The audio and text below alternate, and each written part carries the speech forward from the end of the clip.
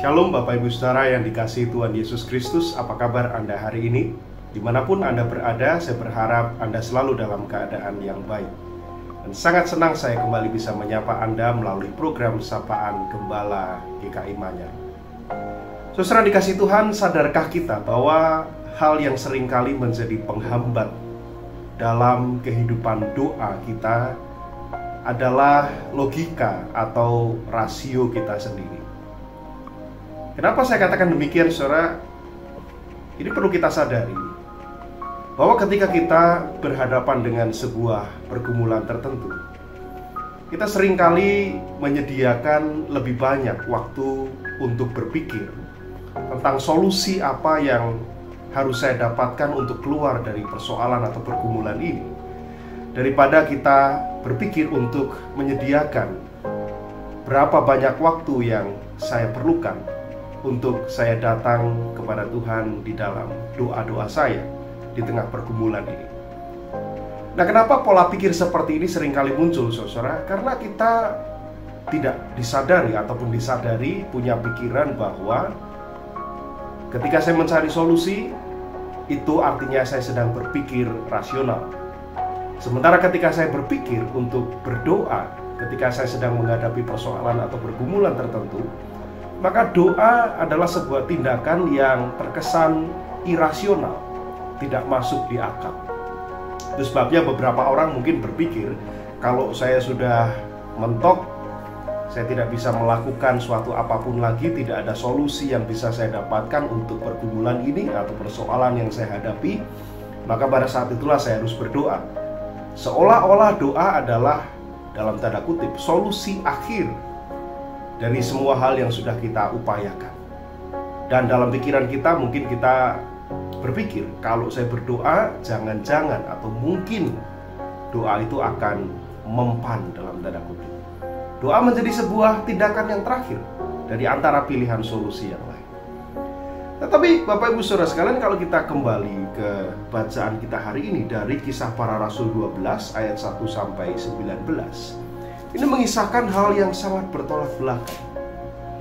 Kita akan melihat seorang tokoh antagonis di sana, yaitu Herodes Agripa I, yang begitu kepanikan, saudara, karena rupanya Petrus dan rekan-rekan para rasul mengabarkan Injil, dan rupanya pekabaran Injil yang disampaikan oleh para rasul itu mulai mendapatkan simpati banyak orang.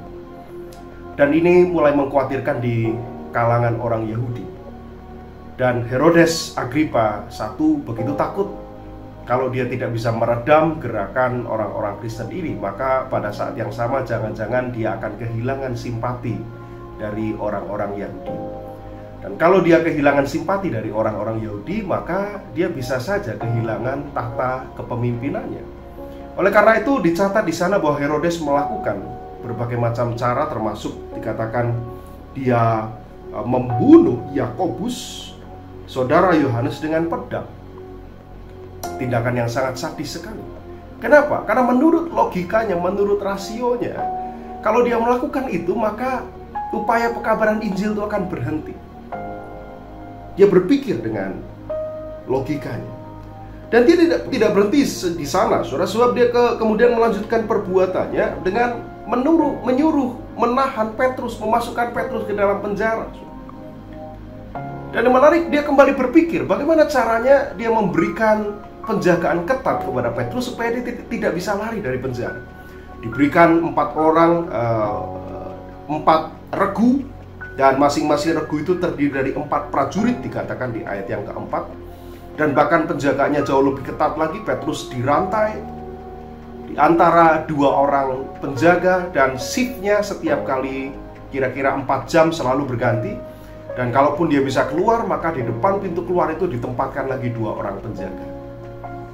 Sebuah cara berpikir, sebuah solusi yang dipikirkan oleh Herodes, yang dia pikir mampu untuk menghentikan upaya pekabaran Injil itu.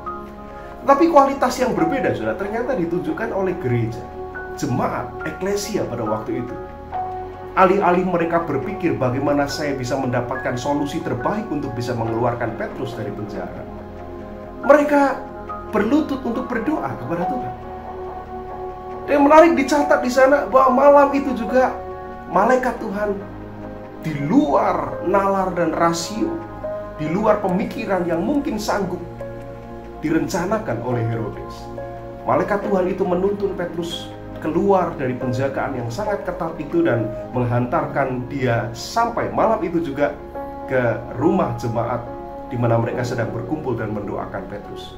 Dan jemaat itu begitu tercengang-cengang akan kuasa doa yang mereka naikkan kepada Tuhan. Saudaraku, tentu di balik unsur supranatural yang kita lihat di dalam peristiwa ini, tentu kejadian ini tidak terjadi setiap hari dalam kehidupan beriman kita. Tetapi ada satu pesan yang saya tangkap, bahwa perikop ini menyajikan ada sebuah kontras antara seorang yang bernama Herodes yang selalu mengandalkan logika dan rasionya, yang dia pikir bisa memberikan segala macam solusi terbaik untuk persoalannya. Ternyata sehebat apapun dia berpikir, seketat apapun penjagaan yang diberikan dari hasil buah pikirannya itu, ternyata tidak selalu berhasil. Tetapi sebaliknya, jemaat yang berlutut berserah kepada Tuhan, mereka berdoa supaya Petrus dilepaskan dan bisa melanjutkan karya pekabaran Injilnya. Ternyata kehidupan doa itu punya kuasa yang lebih besar seringkali daripada keterbatasan pikiran kita sebagai manusia. Maka pesan yang akan kita renungkan, saudara, akan kita bawa pulang. Berpikir tentang solusi yang terbaik tentu sangat penting. Solusi yang terbaik harus diupayakan.